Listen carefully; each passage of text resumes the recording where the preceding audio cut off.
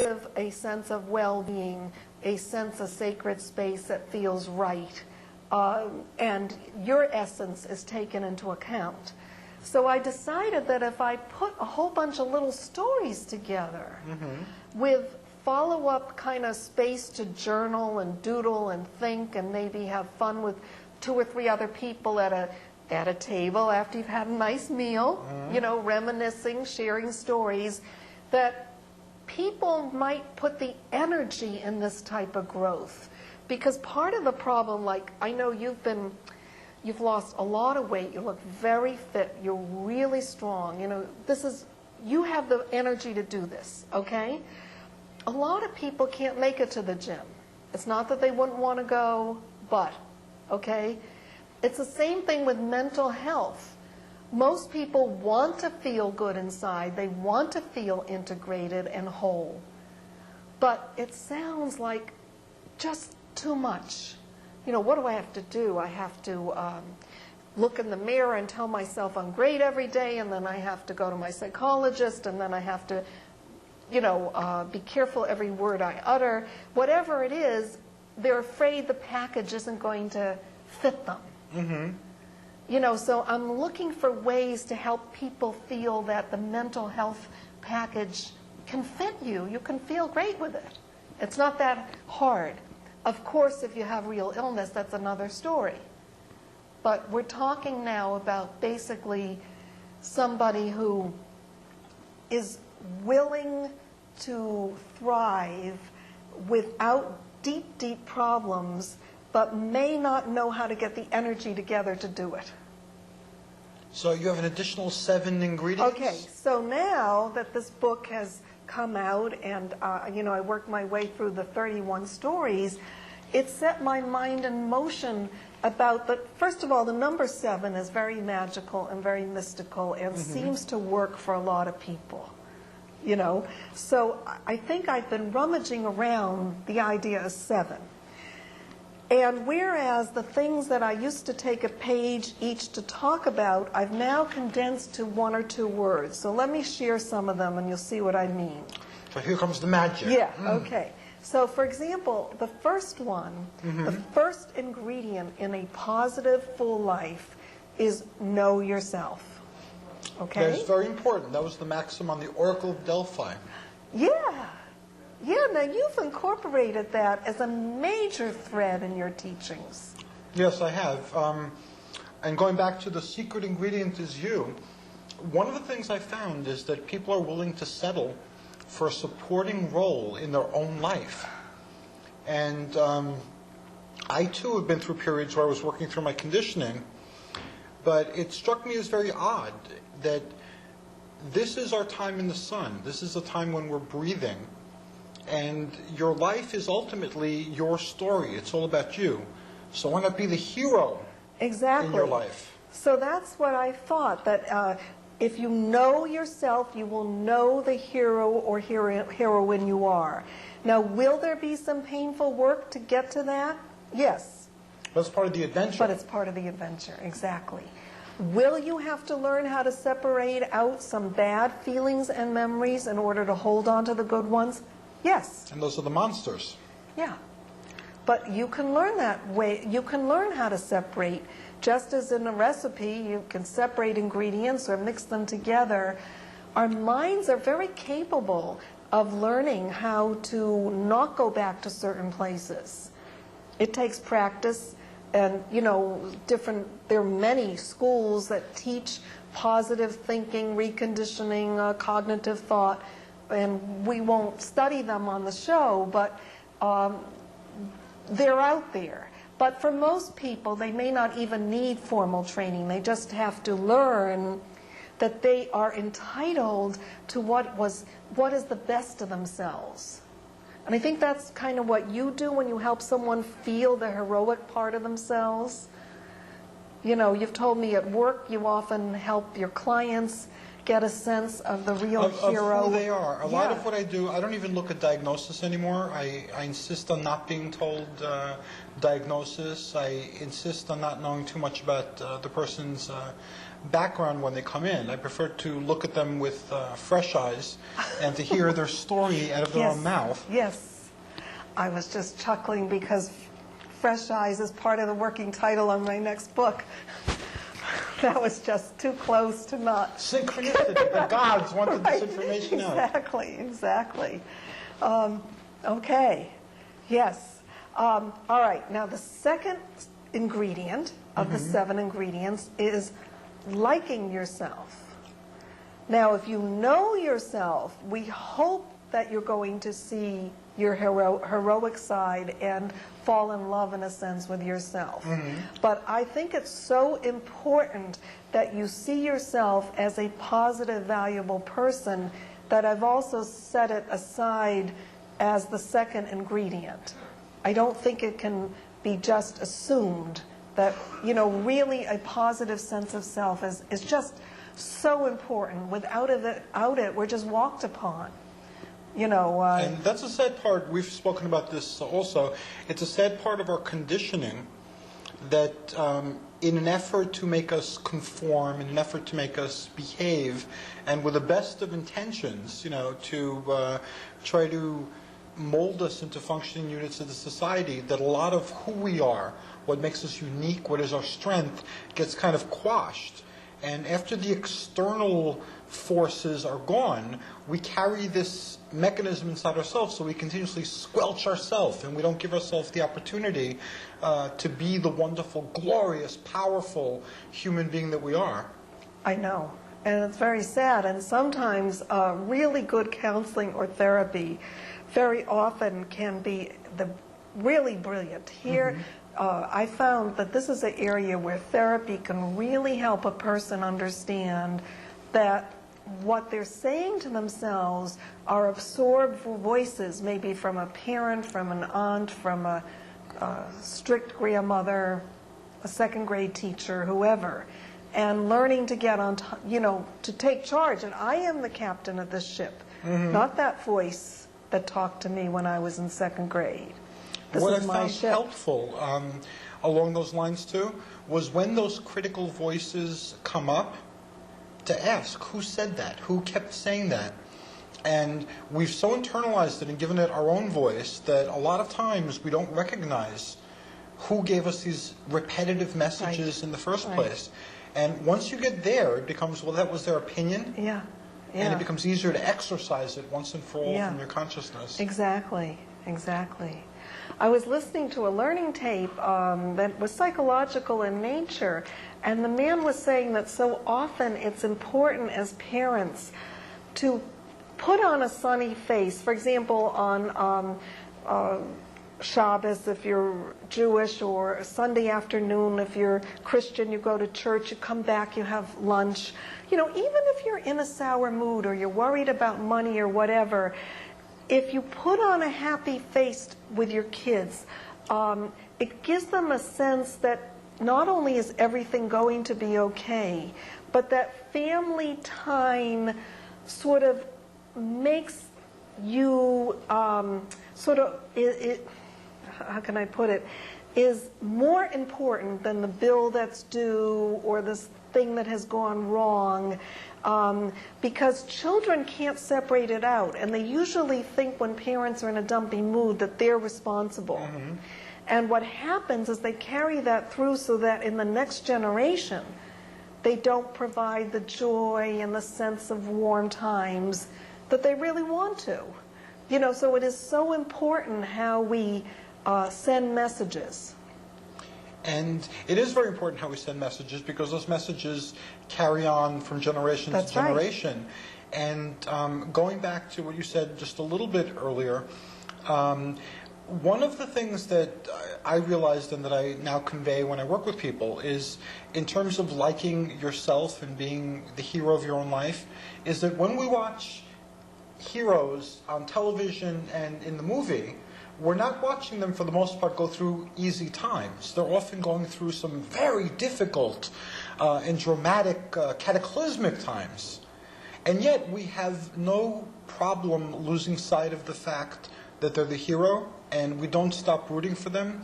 And we often even don't see them at their best. We see a lot of human qualities come out through their adventures that may not be admirable. Qualities that they may then try to work on in this adventure also. But they come out, and yet we still do not fail to recognize them as the hero and to root for them. And yet we don't give ourselves the same luxury. We don't give ourselves the same benefit of the doubt. We are very quick, as long as we're stuck in those condemning voices, to pick up a stick and beat ourselves with it. Oh, yeah, we're terrible at it. Let me jump ahead to what was going to be the fourth ingredient. Okay. I'll skip the third for a minute because it dovetails what you're saying. The fourth ingredient is self-replenishment and building in pleasure and joy. And I would include under that giving yourself permission for mistakes, for hardships, for learning along the way, so that you can let the joy of being alive come through. We can't feel joyful when we're beating up on ourselves. No, we can't. And one of the ways I learned that lesson very powerfully, so powerfully in fact that it affected the way I look at every moment, was I'd worked with terminally ill people who were bed-bound, and also I spent some time working in an emergency room. And there, you're often confronted with people who were at the end of life. And when they were looking back at life, it was regret for not having experienced some certain simple pleasures, like I wish I went to Europe that time, or I wish I walked in the grass barefoot more. That these simple pleasures that people deny themselves as being frivolous, at the end of life, are what take on grand importance. Not the degrees you earned, not how much money you made, not the possessions that you managed to accumulate, but the quality of your memory of life's very simple, basic, pleasures. Basically, what gave you personally a sense of joy, a sense of well-being? Well, that's a lot what I think about, and some of what I'm working on in my next book is sharing how I finally decided that I was entitled to more replenishment and joy, and what that meant in terms of my own adventuring. I enjoyed your first two books. I can't wait to read the third. Okay, so, yeah, I agree. And let me see whether I should, I think I should back up, though, to the third ingredient, because now it dovetails. And that is, the third ingredient is learning to meet your needs.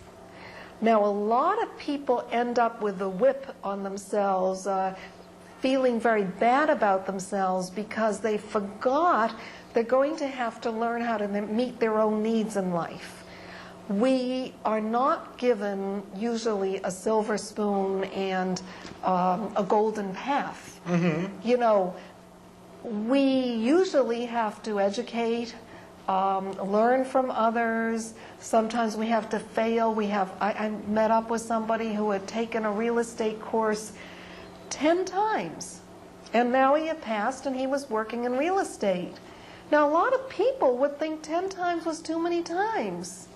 This young man didn't. He knew he needed this certificate.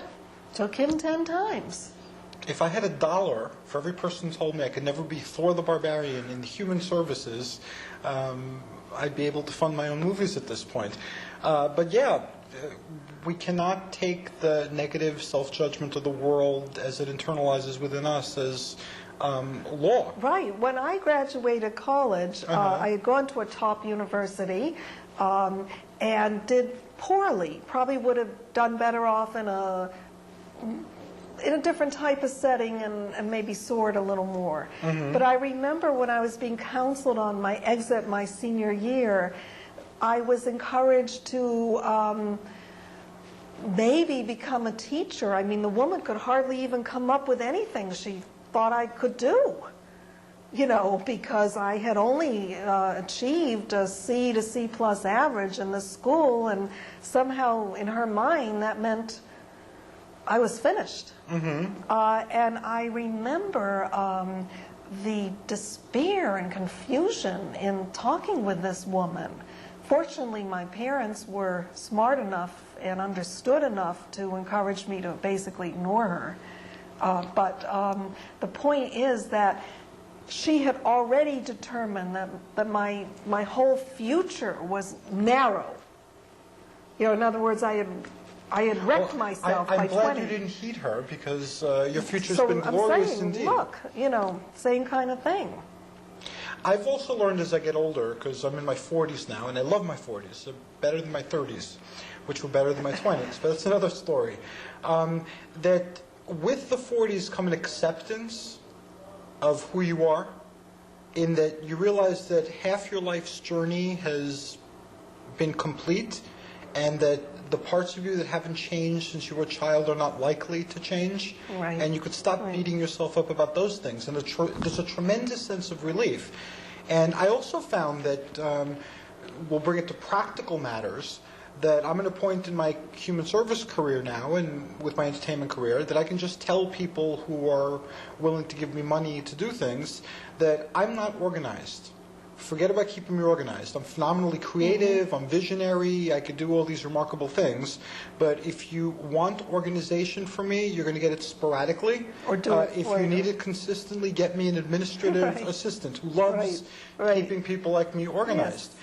And just the fact that I can say this and put it on the table and let them decide whether this is something they want to deal with or not, or the fact that I'm Thor the Barbarian, is a very freeing type of experience. I think it's wonderful, because when we realize that we can't possibly be good in everything. No. But the fact that we're not doesn't in any way make us less. No, we're not It's just the diminished. nature of the human beast. You know, all of us have maybe half a profile that works really, really well, and the other half, you know, we struggle with.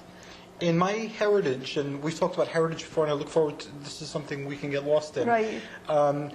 With the ancient Greeks, the hero was not so much the way the term is conceived now, but it was somebody who took their one trait, their one God-given talent, and ran with it.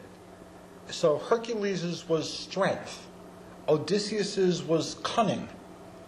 And if you read the myths, keeping that in mind, you see that they were no different from other mortal men, except for the fact that they found their God's given talent, and they cultivated that one thing, and that one thing elevated them into the sphere of legend. Now, it's a little different in Jewish history in the sense that, for example, Moses had a lisp and was very uncomfortable as a public speaker and really had to deal with his own trepidation and weaknesses in order to do what his assignment was. So there's also the notion that we spend a good deal of our lives strengthening the weaker sides, building our character, as well as using our strengths to, of course, carry us forward. You know, so I don't know if that's ultimately a real difference or not, because you're talking about heroic figures bigger than life. And, for example, the Torah, the first 5 books of the Bible, is concerned with ordinary people and how they got through heroic challenges. One of the things that I've learned in speaking to you is that whenever we touch this topic, even though it seems that we come from totally different places on totally different sides, in explaining it, we find that we're actually talking about the same thing. Yeah, very close. Well, let's run through the last 3 ingredients. I don't want someone to run out of here and not be sure what they got out of the Enchanted Kitchen. Okay. So after we love ourselves and know ourselves, and we meet our needs, and we replenish ourselves, now what we need is to belong. It really is lousy to be too isolated and alone. Does not work for most of us. We need to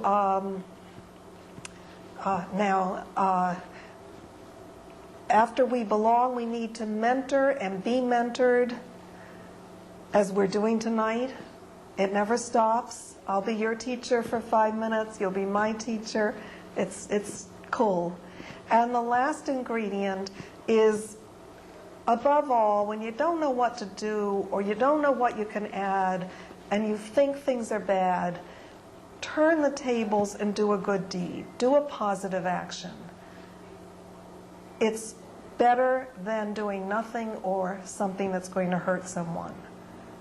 Wise words. And yes. Even though you had no food today, I have a lot of food for thought. Good. I'm glad. Well, gee, this was great.